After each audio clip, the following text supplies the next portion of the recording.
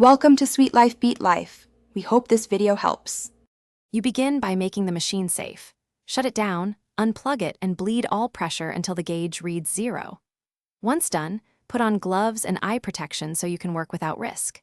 Next, warm the crankcase for 10 to 15 minutes or run the motor briefly to thin the oil. This helps the old oil drain faster and more completely. Make sure you have a clean 1-quart catch container, the correct wrench, and a funnel ready before loosening the drain plug. You now remove the drain plug or cover plate and let the old oil flow into your container.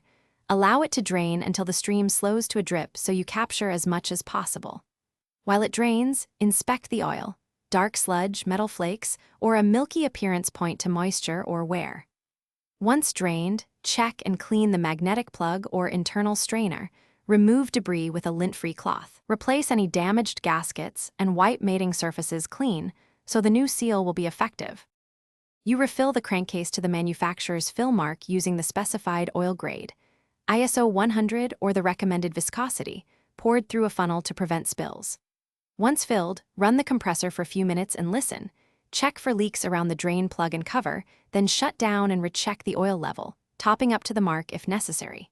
If you encounter pressure loss, unusual noise, or foamy oil, stop immediately. Those signs mean seals valid.